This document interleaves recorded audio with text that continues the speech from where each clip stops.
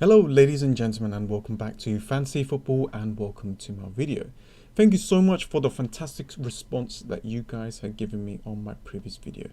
Cannot wait to create more videos, and here is one of them.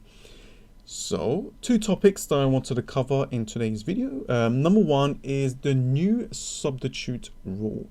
The second topic is the announcements of the Premier League fixtures.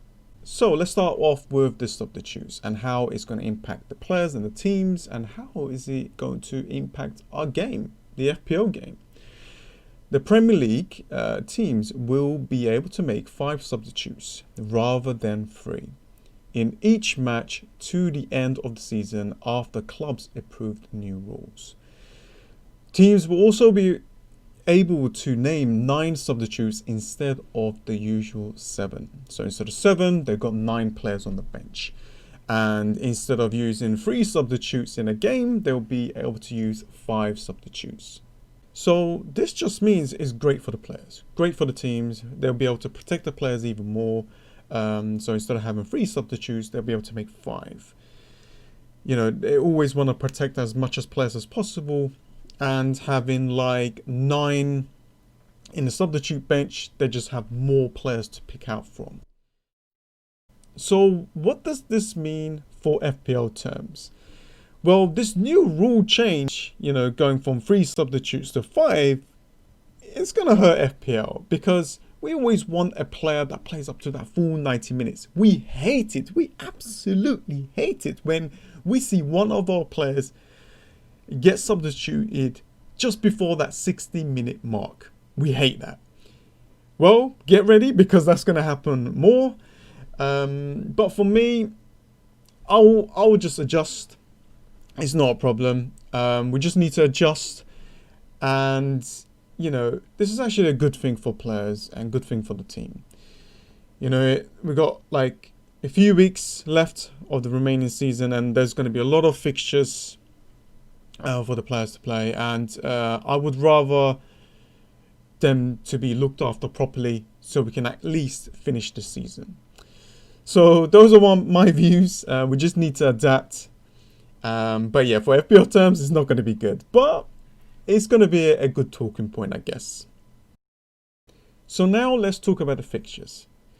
So the Premier League hasn't announced this yet, but there's been a lot of leak in the internet, and I've been looking at some of these leaks, and they look good to me. Obviously, please, we still need to wait for the fixtures to be properly announced before we confirm and start doing things. However, I thought I will talk about what's been released so far, what the leak is, and I'm pretty sure even right now or after when I post this video, it'll probably be confirmed anyway, and we will know, and then I'll make another video and I'll update it. Okay, but it's good to kind of have a look at what there is out there.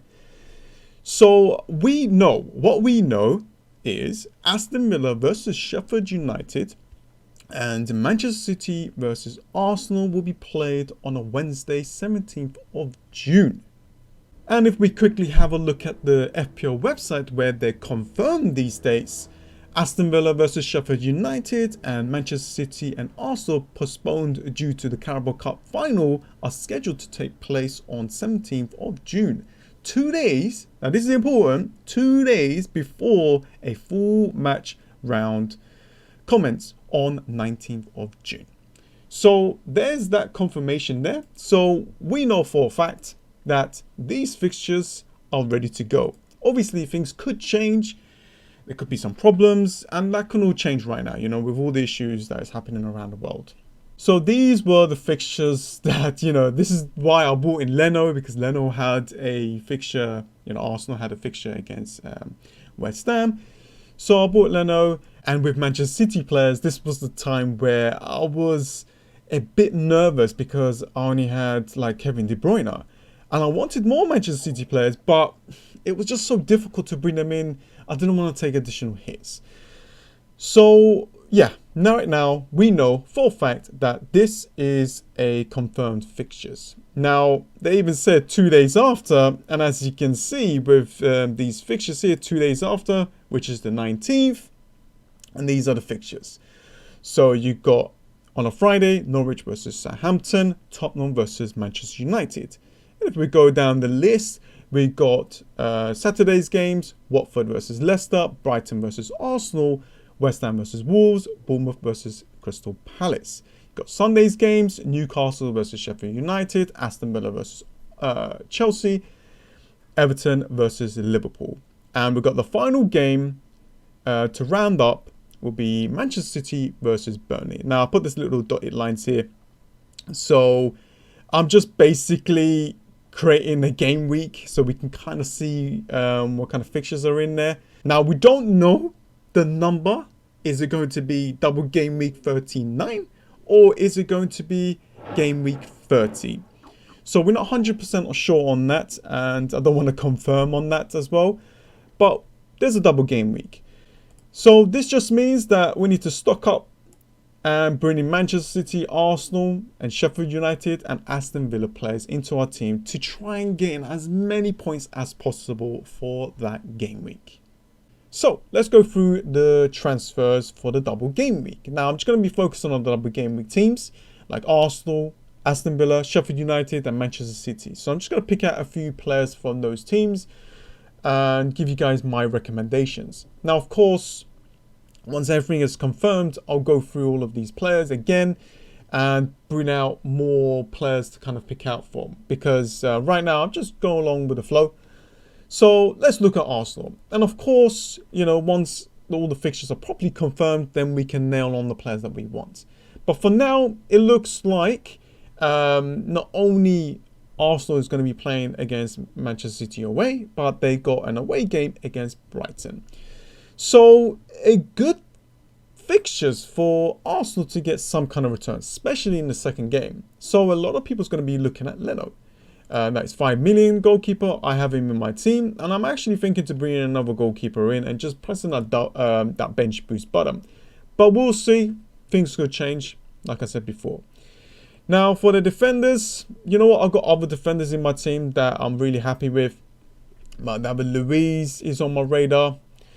For the midfielders, the player that is on my radar is Pepe. The fact that he's 9.3 is not helping out here. With the money, I can use that to bring in other players like Jack Grealish, who is a fantastic choice from Aston Villa. And for the strikers, it has to be Aubameyang. Of course, we need to see who's training. If Aubameyang's not training, then he's not going to be the great option there. But Aubameyang is going to be on everyone's radar. I'm so happy that I have him in my team. So I'm kind of good to go for this double game week anyway. I just need to bring like Jack Grealish and another Sheffield United defender. That's all I'm looking at. So let's look at Sheffield United. Not only they have Aston Villa away, but they have Newcastle away. Good fixtures for them to keep a clean sheet. So I'm looking at their defenders. For their goalkeeper, I think they got a fixture against Manchester United, and I don't want to bring in Dean Henderson because of that. But for the defense, we got a lot of players here, and they're really cheap. Got Egan's on 4.6. Everyone, well, when I say everyone, most people still has Lundstrom, and hopefully this rotation and the amount of substitutes, he's going to have more game time because he kind of lost his place. So for me, I'm just going to bring in Egan's here, and let's just say I still have Lundstrom. This is a good amount of double game week players. And maybe I might bring in Fleck, but because I've got other options, I might not. But for you guys, you might have Jack Grealish. You might want another player. It's cheap. Fleck is the player to go for. That is 5 million, 5 goals and 2 assists. With their strikers, I'm not really looking at Sheffield United strikers. I think I've got a good, strong strike force. So I don't really want to break that apart. You can go for them, but for me, I'm just going to stay away. If we look at Manchester City, now this is where if you take a risk, so basically it's risky. But this risk could pay off or it might not. So this is where the gamble begins. Now, for me, I would love to bring in Laporte because he was a player that he done really well last season in the double game weeks.